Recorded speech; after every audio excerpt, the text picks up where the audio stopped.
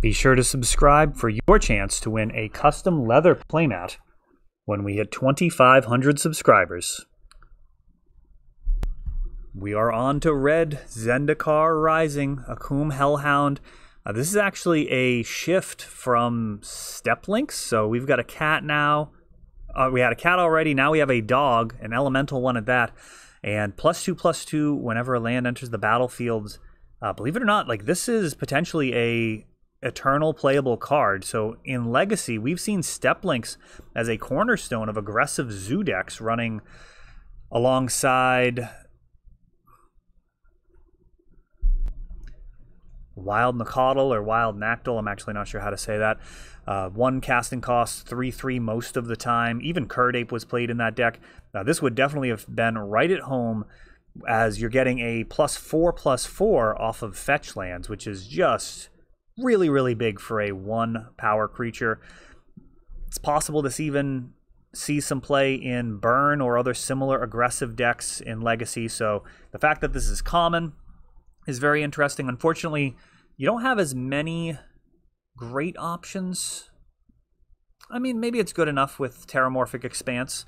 That might be. I mean, it's a lot of power for 1 mana, so here we go. Akum Warrior, 4/5 trample for 6, can also come in as a land. It's going to be totally passable in limited, if not a little expensive. And as I've said in some of the other videos, some of these cards really kind of feel like they're bad on both sides. Maybe that ends up making a good card. We'll see. Coming into play tapped is a pretty big drawback for a land on any turn except for like turn 1. And then on, turn 6, he's not the most exciting body. It is pretty big though. And, at uncommon, you're not going to see a ton of them at the table.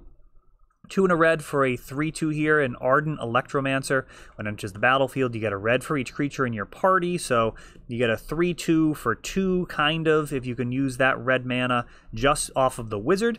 And if you already have a party, then you're actually potentially even getting extra mana just with each Ardent Electromancer.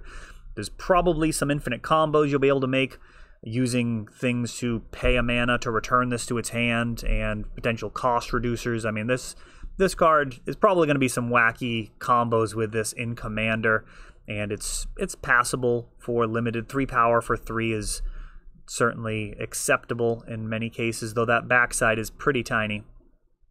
Cinderclasm, 1 and a red with a kicker of an additional red. It's going to do either 1 damage to each creature or 2 damage to each creature, but note that is an instant, so you have an instant speed Pyroclasm, which can be a huge blowout, either in conjunction with the combat step, or just, end of turn, wipe your board, just get ready for an alpha strike.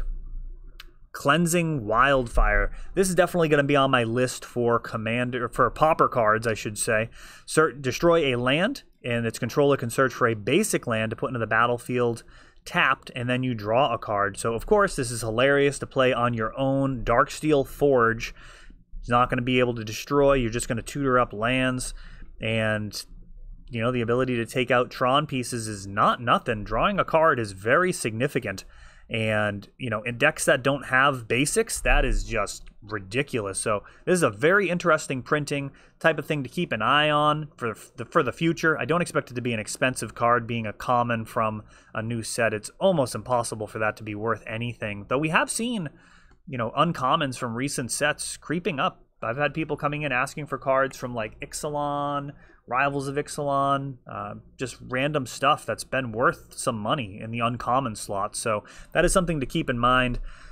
I don't think it's foolish at this point for many players to go ahead and get play sets of all the commons and uncommons from these sets. It's really not expensive at all when the set comes out, and you'll probably be pretty happy to have that type of exposure a few years down the line when random uncommons, end up being worth money. Who would have ever guessed like Wild Slash would end up being a card? Expedition Champion, 2 and a red for a 2/3, but it gets that +2/+0 as long as you have another warrior. Red is going to care about having warriors, just like black kind of cared about having a bunch of rogues. So this is a pretty aggressive creature. At 4/3 for 3 is actually very good. So in draft, this is obviously going to be even stronger, as you'll be able to have more of a say about how many warriors you have in your deck. Fireblade Charger, 1 red for a 1/1. And if it has haste, if it's equipped, it has haste. When it dies, it deals damage to its power to any target. So this is passable. There's definitely been cards that have been able to be thrown at opposing creatures. Mog Fanatic is phenomenal, but there are other creatures that when it dies, it pings. And, you know, slapping a piece of equipment on this thing is pretty dangerous. Also, the pump spells could be a real disaster. Talking about, I mean, the fact that it's any target is also super spicy. I think this card's very interesting. Deck builders are going to have fun with this. People who are really looking to make some big brain plays are going to be pumping this guy, trading with a creature, taking out another one. And, you know, it's done the Goblin way. The guy's got to take one for the team to make it happen. Fissure Wizard. That is a tongue twister right there. 1 and a red for a 2/1. When it enters the battlefield, you can discard a card to draw a card. Seems fine. A Goblin Wizard. It's an interesting concept. Yeah, I like it. I like the looting. I think getting cards into your graveyard is probably not as important in limited as it is in constructed, but, you know, certainly the card draw is going to be strong, and there's going to be some potential to take advantage, you know, for example, discarding a creature to bring back later, either to the battlefield or just get it back to hand. Goma Fata Vanguard. Some of these are a little bit of word salad. We've got another 2/2 for 2. When it attacks, target creature an opponent controls with power 2. Target creature an opponent controls with power less than or equal to the number of warriors you control can't block this turn. Yeah, this is like a 2/2 with a type of evasion, and yeah, I'm fine with that. That is a decent uncommon. Nothing spectacular, but definitely decent. I think Warrior Draft is probably going to be a strong archetype based off of what I'm seeing so far. 1 and a red here for another Goblin Warrior, Grotag Bugcatcher. Whenever he attacks, he gets +1/+0 for each creature in your party, and he's got Trample. So potentially, if this guy's hitting for 4 for 2, that's really, really good. He already brings a warrior to the table. So in sealed deck, it's going to be fascinating to watch this format evolve in terms of the limited experience, because you're going to have your pre-release experience, you're going to have sealed decks, and then you also have draft. And I'm also not sure what people are going to do the most. I mean, you can do a pre-release with people over the internet, which is awesome. You can't really draft with people that way, so maybe we'll see a lot more sealed than we do draft with this. Certainly our Discord is going to be available for people that want to do a pre-release over that. Grotag Night Runner, 2 and a red for a 2/3. Whenever he deals combat damage to a player, exile the top card of your library. You can play that card this turn. A little bit of a Chandra effect. That one is a lot of fun, and nothing really bad to say about that. I mean, it's not the most impressive stats, but it's passable, and that advantage can be very, very strong.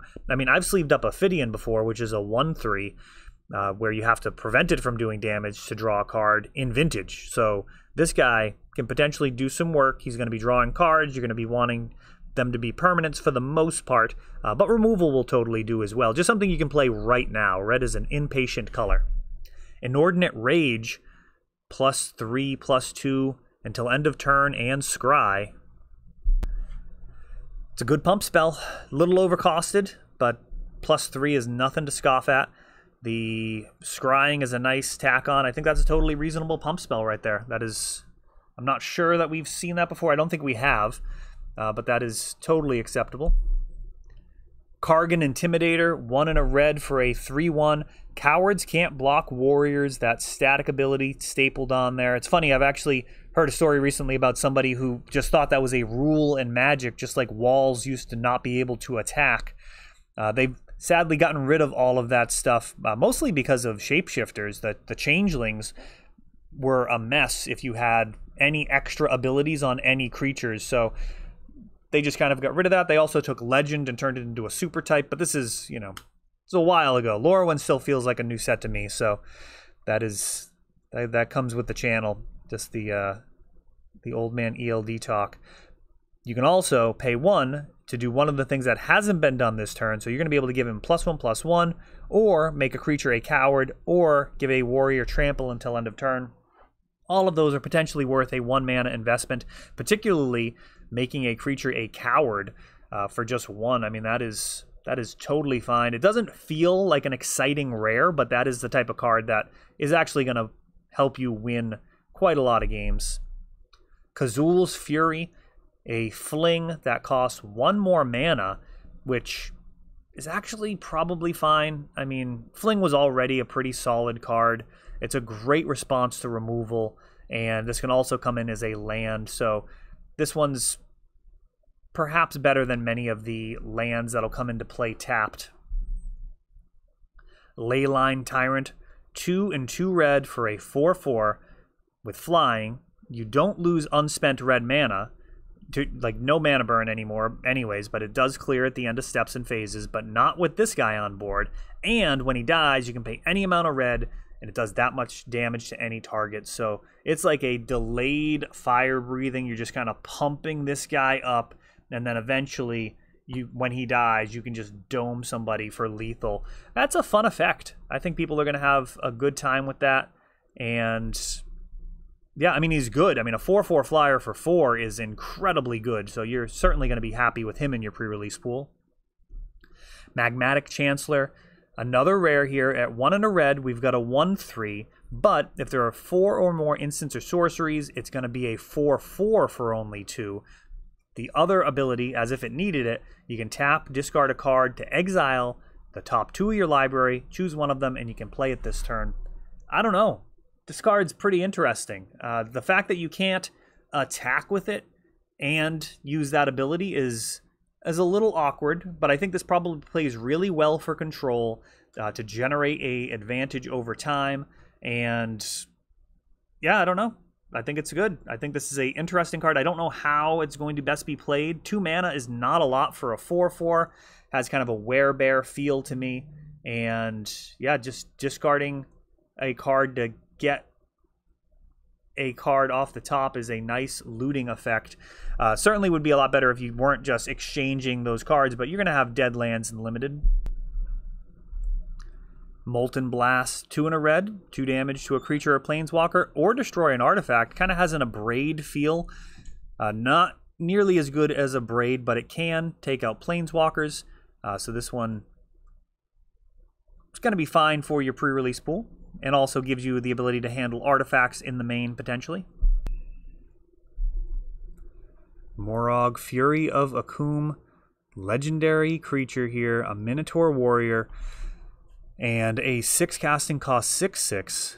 Each creature you control gets +1/+0 for each time it has attacked this turn. So the first attack step, they're all going to get +1/+1.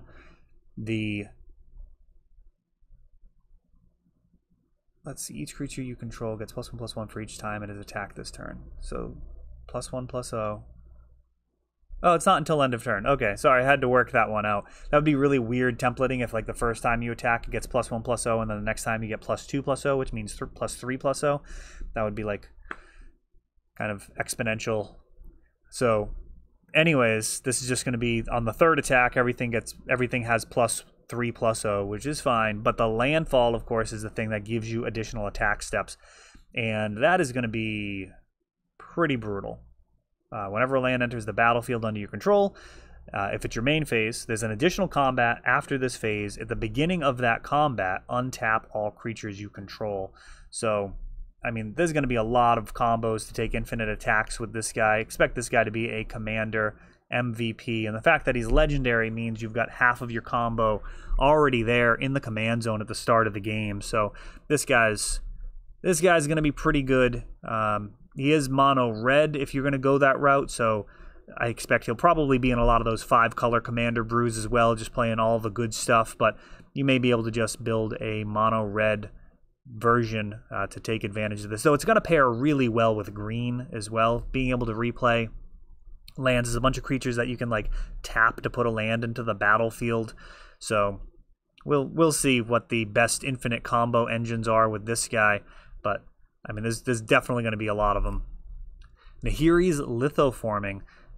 X plus red, sacrifice X lands. For each way you sacrifice this way, you draw a card, and then you can play X lands from your hand, or actually just you can play X additional lands. So if you have like Crucible or anything like that, you can just make that work as well. Lands you control enter the battlefield tapped this turn.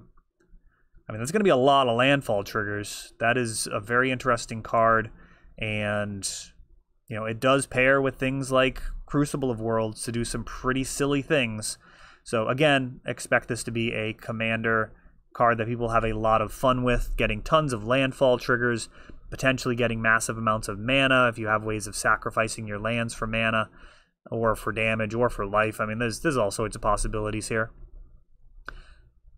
Pyroclastic Helium, 4 in a red for a 4/5 at common, and when it enters the battlefield, you can return a land you control to its owner's hand, and if you do, Pyroclastic Helium deals 2 damage to each opponent. I mean, this is, I think, a reasonably aggressive card. It's 4 power, a little bigger backside, going to be difficult to deal with, and gives you some reach. I mean, this card seems totally fine to me. Picking up a land on turn 5 potentially lets you get an extra mana. Like if you only have 5 lands, you just pick up a land and replay it. And then also the ability to reset kind of as the game goes on, to be able to pick up lands that perhaps entered as ETB tapped, or, you know, one of those mythic lands. I mean, this card actually seems like it's going to be way better than it might appear. Relic Robber, another goblin. All sorts of goblins in this set. 2 in a red for a 2/2 with haste. And when it deals combat damage to a player, that player creates a 0/1 colorless Goblin Construct Artifact creature token. That is a mouthful. With this creature can't block, and at the beginning of your upkeep, it deals 1 damage to you. So they end up getting a bunch of 0/1s that are just hurting them. Little game of hot potato, but they don't have a way of passing it, so they're just sitting there getting burned. That's kind of a fun goblin card. I think people will enjoy playing with that. Rockslide Sorcerer, 3/3 for 4. If you cast an instant sorcery or wizard spell, it deals 1 damage to any target. This to me feels like a premium card, the type of thing that I would very often build around when I was doing a lot of draft and sealed deck. The idea of having 2 or 3 of these on board and just completely dominating the board. I mean, you know, your opponent puts out a couple of creatures, you kill one, the triggers kill the other one. I mean, it's just a bloodbath. This guy could get out of hand very easily, and the fact that it's instant sorcery or wizard is going to give you just a lot of control over that in draft. So I think that's going to be probably much better in draft than it is in sealed, but still a dangerous card in limited. Royal Eruption, 1 in a red, does 3 damage to any target at sorcery speed, which is totally fine. It's obviously better as an instant, but in limited you kind of take what you can get for removal, and then an additional 5, so going up to 7, it'll do 5 damage instead, which honestly, 7 mana to do 5 damage. We've seen Lava Axe at 6 mana be a card that people were very afraid of, and I expect this card to be pretty good, you know? Like, this is totally fine. Kill some creature, or, you know, kill a player every once in a while. Roiling Vortex. I've had some people asking me about this card. At 1 in a red, you've got an enchantment. It can be difficult to remove. Oko's not going to be getting it out of there. At the beginning of each player's upkeep, it does 1 damage to them, and whenever a player casts a spell, if no mana was spent to cast that spell, it does 5 damage, which is massive to that player, and you can pay a red to make it so opponents can't gain life this turn. So very similar to Sulfuric Vortex. It costs less mana, so it can come down more easily. The 1 red, I think this is a potential solid turn 1 play in Chalice of the Void decks. Obviously you want Chalice, but this might increase your keepable range versus certain decks. It will certainly be a more powerful card in Vintage, where almost every deck has a bunch of free spells, be it, you know, the Moxes, Black Lotus, of course your Force of Wills, cards like Daze, Gush. I mean, there's a lot of cards that are free, which we figured out a long time ago is an incredibly good casting cost, so to speak. Like, if you can get stuff for free in Magic, you are generally going to be doing all right. And Rolling Vortex puts a big price tag on that of 5 damage. And, you know, you can pay the red to stop them from gaining life. So Sulfuric Vortex has that as a static ability, but this, you've got to pay the red, which is probably mostly acceptable. I mean, a Batter Skull is still going to be a really awkward card. you know, for them to be attacking with. Scavenged Blade. It's a overcosted Bone Splitter, but you do... The first time it is a Bone Splitter. Costs 1 to come down, 1 to equip. I mean, that's just one of the best cards, period, for limited. It is really sick to be able to take like tokens and turn them into like credible threats. Here, you're going to get a +2/+0 on that first creature, and then you're going to have to pay 3 mana to equip it to the next. So this doesn't have the feeling of like a hot potato that you can pass back and forth in between an attacker and then a defender, but it does potentially buff up a creature with evasion to really close the game out a few turns faster. This one's, you know, probably fine. Like, it's fine. Like, it's an expensive re-equip cost, but I mean, it can't all be Bone Splitter. Scorch Rider, 4 mana for a 4/3. When it enters the battlefield, if it was kicked, it gains haste until end of turn. Seems like a reasonable mana sink. 6 mana to do 4 damage out of nowhere, and a 4/3 body. We'll see how good these bodies end up being. There's a kind of a bunch of them in all the colors so far, these kind of mid-range threats, and there's just a lot on the bottom end of the curve that can potentially trade up into them, so it'll be fun to see kind of where you want to land in limited.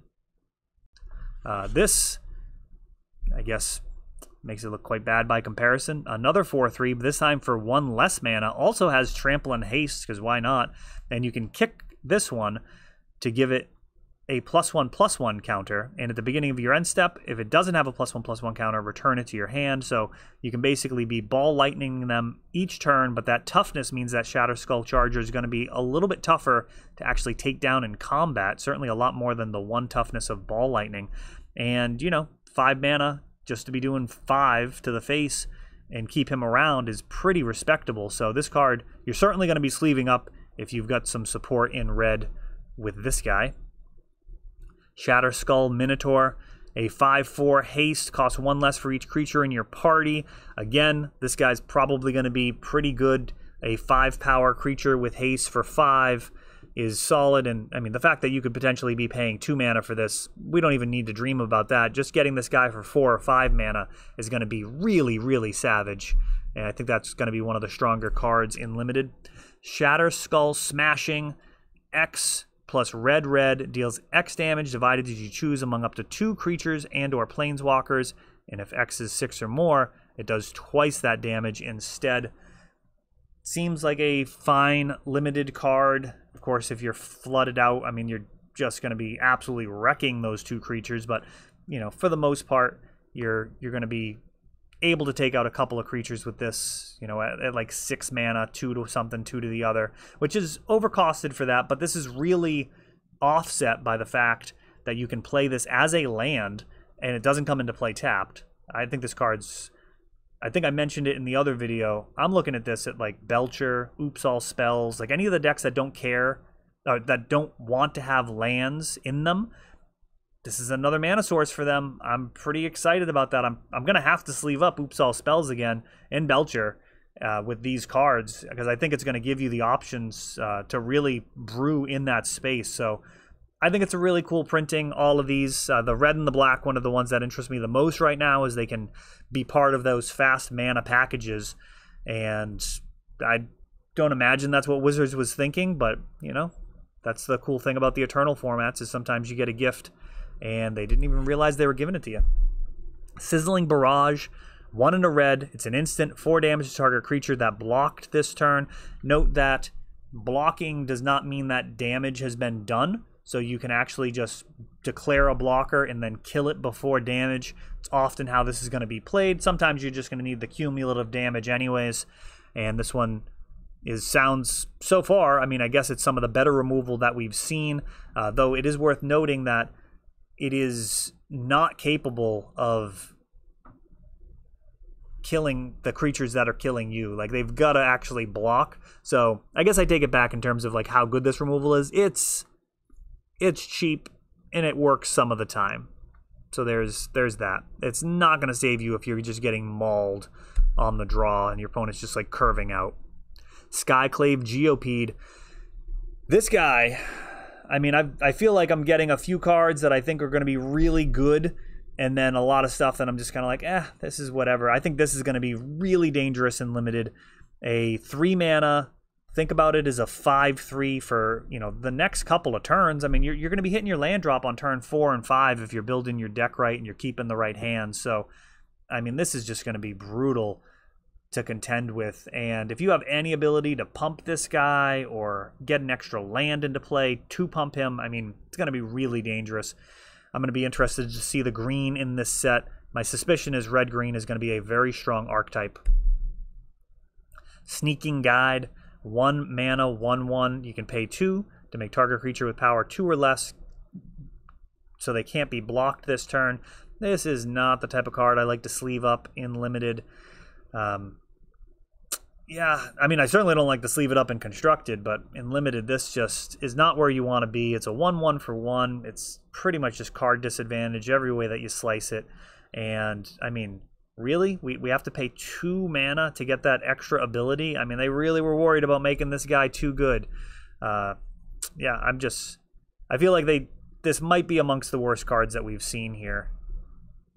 Song Mad Treachery, 3 and 2 red.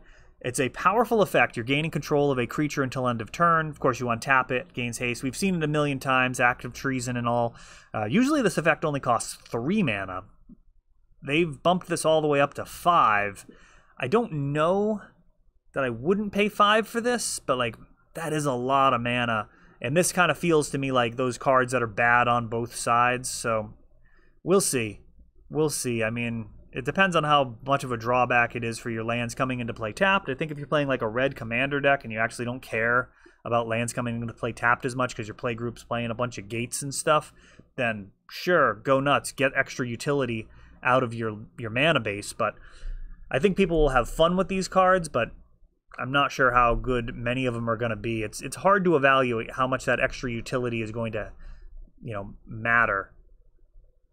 Spikefield Hazard, 1 red, does a damage to any target. If a permanent dealt damage this way would die, exile it instead. So you have 1 mana to do a damage to something and exile it if it's dying. I mean, that's not amazing. I mean, does enter as a land if you need it. It's probably fine. I mean, creature removal is just really good. Like, it's probably fine. Like, there's a bunch of X1s in the format. I would not be embarrassed to sleeve this card up, but I also wouldn't be surprised by the end of pre-release weekend if I did, like, 6 sealeds that I ended up thinking it just wasn't worth it. We'll see. They're kind of reminiscent of the lands in Throne of Eldraine that have to have, like, 3 more mountains to get, like, the dwarf. Like, I sleeved that card up a bunch, and I think I might have even played it in mono red and was still unimpressed with it. So it's like had to put it into play tapped as I had like multiple of them or something. Spitfire Legacy. That might be a real name of a creature. It looks like some type of crazy iguana. 3 and a red for a 3/4 landfall. 1 damage to each opponent. Probably end up being better in like some type of landfall deck in Commander than it will in Limited. It's respectable stats. It is respectable stats. It's not the best, but it is at least got the toughness there to survive against all of the 2 casting costs, 3 power creatures that we've seen so far. And, you know, the landfall. I will say, if this format turns into a slog, which so far it's not really feeling like it's going to, I really don't know, but if it does turn into a slog, this is a solid breakthrough effect. I mean, landfall creating inevitability where you're just eventually going to kill your opponent is probably going to be welcome. It's a reasonable way to break a standstill. Synchronized Spellcraft, 4 in a red, does 4 damage to target creature and X damage to that creature's controller, where X is your party. So you're potentially doing 4 and 4, and at 5 mana, it's an instant. It's probably just going to have to do. I mean, we've only got so much removal. This one is not as limited as some of the other removal we've seen. You know, only being able to hit blockers, for example, is a pretty significant drawback. So I'd probably be happy to take this one over that type of restriction. And the fact that it can potentially dome your opponent is a nice little tag along there. Teeterpeak Ambusher, 1 and a red for a 1/3, and you can pay 3 to give it +2/+0 until end of turn. I don't generally love this type of card. The 1 power is pretty suboptimal. Now, you're going to be able to attack with this. Very often your opponent's not going to block. But then are you actually going to want to use the mana in order to pump up? And if that's all you're doing, like attacking and pumping this each turn, like you're just going to be falling behind on board. So it's just, really, you want to be building your board presence, and you want to like get to the point where if things continue going the way they're going, you're definitely going to win. And this type of mana use doesn't really help with that. Yeah, I feel like this card's, it can get you, but it's probably mostly a trap. It also encourages you to just tap out and lose to removal, so not the type of card I generally want to be playing. Fire breathing can be good in terms of making good use of your mana, but yeah, overall I'm not super excited by this card. But who knows, maybe it'll line up well against all of the 2/1s that we've seen, just kind of keeping them at bay. I don't know. We'll see how it actually plays out. This type of card is interesting to me because I actually don't know how good it's going to be, and I've been surprised before with certain cards in Limited, so we'll see. I don't know. Let me know if you think this card's going to be any good. I'm right now guessing it's not going to be. Thundering Rebuke, 1 and a red, 4 damage to a creature or a planeswalker at sorcery speed. That is some much stronger removal than we've been seeing. And most of the time, these damage spells, like, you don't actually care that much about it being able to hit your opponent's face. Like, it's nice, and like if you can just like win a game, but like you're almost always going to be getting rid of the creatures. And like at 2 mana, you're gonna get rid of almost everything that we've seen. So this seems like a really solid card for Limited. You're definitely gonna sleeve it up in your pre-release. That's gonna be a high quality draft pick as well, I would imagine. Thundering Spark Mage, 3 and a red. When it enters the battlefield, it does X damage to target creature or planeswalker, where X is your party. 4 mana, almost an FTK. I mean, it really, FTK was ridiculous. It was a 4/2 for 4 that domed something for 4. Here, you're potentially getting that 4 damage. You're definitely getting at least 1. This feels like it's overcosted in some ways, but the effect is good. And if you're going to be able to get 2 or 3 or 4 damage out of this, it's going to be definitely worth the mana cost. Obviously, if you're getting 4 damage with the 2/2 body, you're very, very happy. Tormenting Voice, 1 and a red. As an additional cost to cast the spell, you discard a card to draw 2. We've seen these effects all over the place. And that's actually, I think, a reprint from Amonkhet, at least. So we've seen this type of card before with a different take. That dragon shouting like someone angry at a barista or something. We got Tuk Tuk Rubble Fort, 2 and a red for an 0/3. Defender, reach. Creatures you control have haste. That common mana symbol is the thing that catches my attention. I'm trying to think if that would be like playable in Elves and Pauper. It might be. Huh. That's an interesting card. That is an interesting card. I don't think we have anything like that that gives your whole team haste. Yeah, this one's interesting. This is an interesting card for Pauper. I would not be shocked if people play around with this.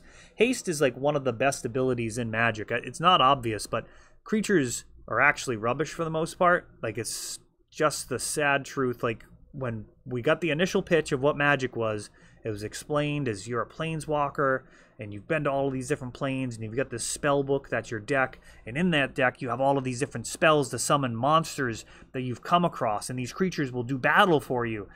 And then you start playing Magic, and you're just like counter spells, Swords to Plowshares, Mana Drain, just JM Tome, drawing a bunch of cards. Like, you start to figure out what actually wins, and it's not buying into the narrative of the storyline. It's just figuring out how to win.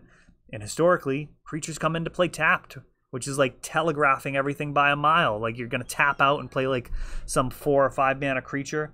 I'm just going to swords it for 1 mana, draw some cards, and keep going on with my game plan. So haste is really important because it gives those creatures an immediate impact. Like, you have to deal with this. This is more like a spell at that point, where creatures have that massive drawback. You know, it's like the difference between lands coming into play tapped and not. Creatures are kind of like coming into play tapped. Now, granted, they can block, but like that doesn't help you actually kill your opponent. It just keeps you alive. So, long story short, interesting card. I don't know that I'd actually sleeve it up in my pre-release pool, as it is dead on its own, and pre-release decks tend to be, I mean, it's going to be a way lower quality than the decks that you're playing just randomly with your friends that you've built. Valakut's Awakening, 2 in a red. Put any number of cards from your hand on the bottom of your library, then draw that many cards +1. It's a little expensive for that effect, but the fact that this can come into play as a land makes it very interesting. Unfortunately, this is the rare version, not the eventual mythic for this color, but I mean, I think we're still going to see this in Modern. We've already started to see some people playing this.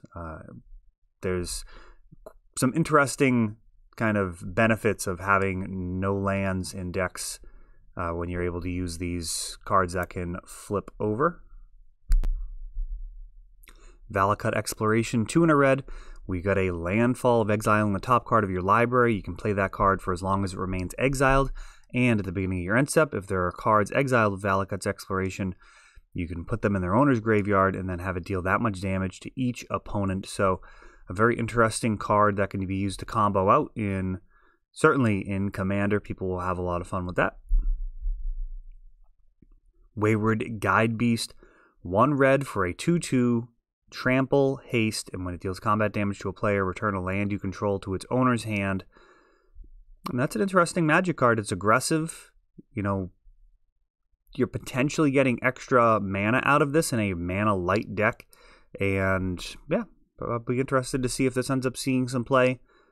It's probably a little bit too much in multiples, but that's also a lot of aggression in multiples. So we will see how good this ends up being, but at first blush, I would say that drawback may not be as severe as it may seem, given that you're going to be able to put this down, attack, and then actually reuse your land. So kind of like Queer and Ranger in Pauper, a lot of decks actually play that, even without really much to untap, aside from like an attacker, which isn't always relevant.